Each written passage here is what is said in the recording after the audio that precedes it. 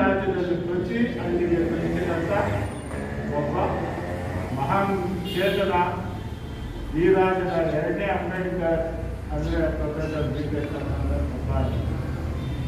ಆತ ನಾಯಕರ ಹಾದಿಯಲ್ಲಿ ಬಂದಂಥ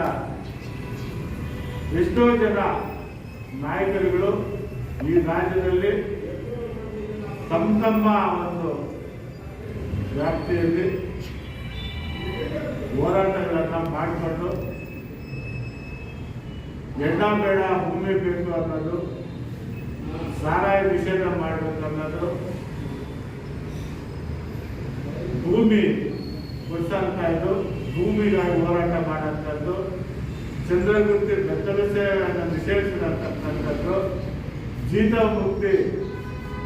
ಪದ್ಧತಿ ನಿರ್ಮೂಲನೆ ಮಾಡಬೇಕಂತ ಹೋರಾಟಗಳ ಈ ದೇಶದ ಈ ರಾಜ್ಯದ ಪೌರ ಕಾರ್ಮಿಕರ ಪುನರ್ವಸತಿಗಾಗಿ IPD ಸಾಲಪ್ಪ ವರದಿಯನ್ನ ಜಾರಿಗೆ ತರಬೇಕಂತ ಒತ್ತಾಯ ಮಾಡಿ ಹೋರಾಟ ಮಾಡಿರ್ತಕ್ಕಂಥದ್ದು, ದಲಿತರ ಮೇಲಿನ ದೌರ್ಜನ್ಯಗಳು ನಿರಂತರವಾಗಿರ್ತಕ್ಕಂಥ ದೌರ್ಜನ್ಯಗಳ ಹೋರಾಟಗಳನ್ನು ನಡೆಸ್ತಕ್ಕಂಥದ್ದು.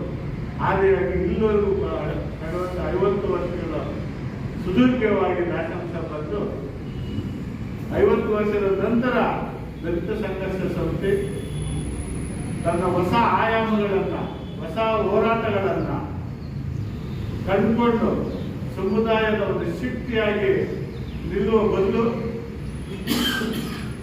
ಏನು ಇಂಟರ್ನಲ್ ರಿಸರ್ವೇಶನ್ ಒಳ ಮೀಸಲಾತಿಗಾಗಿ ಹೋರಾಟದ ವಿಷಯದಲ್ಲಿ ಭಿನ್ನ ಭಾವನೆಗಳನ್ನು, ಭಿನ್ನ ಅಭಿಪ್ರಾಯಗಳನ್ನು ಹೊಂದಿ 101 ಜಾತಿಗಳನ್ನ ಸೋಲತ್ವದಲ್ಲಿ ಆರಾಮದಲ್ಲಿರ್ತಕ್ಕಂಥ ಬಂದಂಥ ದಲಿತ ಚಳುವಳಿಯನ್ನ ಇವಾಗ ಜಾತೀಯ ಚಳುವಳಿಗಳನ್ನಾಗಿ, ನಾಯಕರ ಚಳುವಳಿಗಳನ್ನಾಗಿ ಅದನ್ನು ವಿಂಗಡಣೆ ಮಾಡಿ ಇಡೀ ಸಮುದಾಯದ ಒಂದು ಸಮಾಜದ ಅಸ್ಪೃಶ್ಯರ ಸಮುದಾಯದ ಮೇಲೆ ನಾವೇ ಒಂದು ಕರಿನೆರಳನ್ನ ತರ್ತಾ ಇದ್ದೀವಿ, ಅವ್ರನ್ನ ನಾವೇ ದುಸ್ಥಿತಿಗೆ ತಳ್ತಾ ಇದ್ದೀವಿ ಅನ್ನೋ ಒಂದು ವಿಚಾರ ಇವತ್ತು ತುಂಬಾ ನಮ್ಮ ಮುಂದೆ ಇರ್ತಕ್ಕಂಥ ಕಷ್ಟ ಆಗಿದೆ. ಏನು ದಲಿತ ಸಮುದಾಯ, ಈ ಶೋಷಿತ ಸಮುದಾಯಗಳ ನಾಯಕರನ್ನು ಹೇಳಿಕೊಂಡು, ದಲಿತ ಚಳುವಳಿ ಹೆಸರನ್ನು ಹೇಳಿಕೊಂಡು 50 ವರ್ಷ ಸೇವೆ ಮಾಡ್ತೀವಿ ಅಂತ ಹೇಳ್ಕೊಂಡು ಇವತ್ತು ದಲಿತ ನಾಯಕರು, ಕೆಲವು ದಲಿತ ನಾಯಕರನ್ನೆಲ್ಲ ವಿಧಾನಸೌಧ ಫಲಾನುಭವಿಗಳಾಗಿಬಿಟ್ಟಿದ್ದಾರೆ, ರಾಜಕೀಯ ಪಕ್ಷಗಳ ಗುಲಾಮರಾಗಿಬಿಟ್ಟಿದ್ದಾರೆ, ಚಮಚಗಳಾಗಿಬಿಟ್ಟಿದ್ದಾರೆ. ಇಡೀ ದಲಿತ ಸಮುದಾಯದ, ಅಸ್ಪೃಶ್ಯ ಸಮುದಾಯದ, ಶೋಷಿತ ಸಮುದಾಯದ ಧ್ವನಿಯಾಗಬೇಕಾಗಿರ್ತಕ್ಕಂಥ ನಾಯಕರು ತನ್ನ ಮತ್ತು ತನ್ನ ಕುಟುಂಬದ ಪೋಷಣೆಗಾಗಿ, ತನ್ನ ಹಿತರಕ್ಷಣೆಗಾಗಿ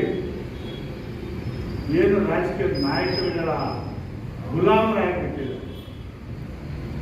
ಅದರಿಂದ ಇವತ್ತು ಮತ್ತೆ ಈ ನಾಡಿನಲ್ಲಿ ಬಾಬಾ ಸಾಹೇಬ್ ಅಂಬೇಡ್ಕರ್ ಅವರು ಕಂಡಂತ ಏನು ಸಾಮಾಜಿಕ ಪರಿವರ್ತನೆ ಆಗಬೇಕು, ಅಸ್ಪೃಶ್ಯತೆ ತರಬೇಕು, ಸಮಾಜ ನಿರ್ಮಾಣ ಆಗಬೇಕಂತ ಏನು ಗುರಿ ಹೊಂದಿದ್ರು, ಈ ದೇಶದಲ್ಲಿ ನಮ್ಮ ಸಮುದಾಯ ಇತರ ಸಮುದಾಯಗಳ ಆರ್ಥಿಕ ಸಮಬಲರಾಗಬೇಕಂತ ಏನು ಗುರಿ ಹೊಂದಿದ್ರು, ರಾಜಕೀಯ ಅಧಿಕಾರ ಪಡಿಬೇಕಂತ ಏನಾದ್ರು ಉದ್ದೇಶ ಇತ್ತು, ಇವೆಲ್ಲದಕ್ಕೂ ಇವತ್ತು ನಮ್ಮವರು ಬೆಂಕಿ ಅಂಬೇಡ್ಕರ್ ದ್ರೋಹ ಬಂದಿದ್ದಾರೆ.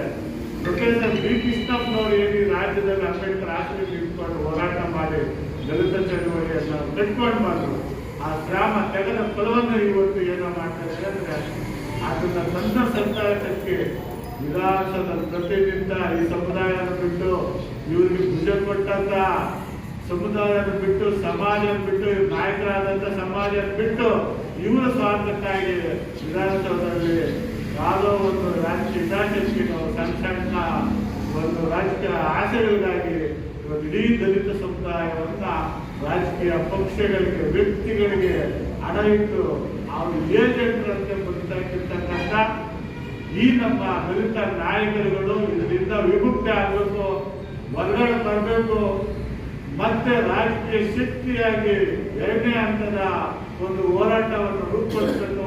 ಬಾಬಾ ಸಾಹೇಬ್ ಅಂಬೇಡ್ಕರ್ ಕಂಡಂತ ಸ್ವತಂತ್ರ ರಾಜಕಾರಣ, ಪ್ರೊಫೆಸರ್ ಕೃಷ್ಣಪ್ಪನವರು ಹೊಂದಿರತಕ್ಕಂಥ ಈ ಸಮುದಾಯದ ವಿಭಕ್ತಿಗಾಗಿ ರಾಜಕೀಯ ನೆಲೆಯನ್ನು, ಆಯಾಮವನ್ನು, ವೇದಿಕೆಯನ್ನು ಸೃಷ್ಟಿ ಮಾಡುವಂತ ನಿಟ್ಟಿನಲ್ಲಿ ನಾಯಕರು ಪ್ರಯತ್ನ ಮಾಡಬೇಕು, ಚಿಂತೆ ಮಾಡಬೇಕು, ತಮ್ಮ ಜಾತಿಯ ಪ್ರತಿಷ್ಠೆಗಳನ್ನು ಬಿಡಬೇಕು.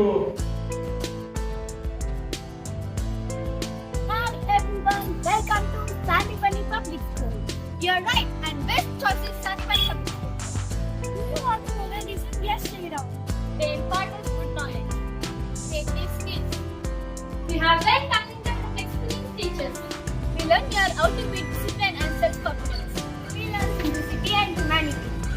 We are all-rounded in co-curricular activities like sports, dance and singing. We are enriched in yoga and karate.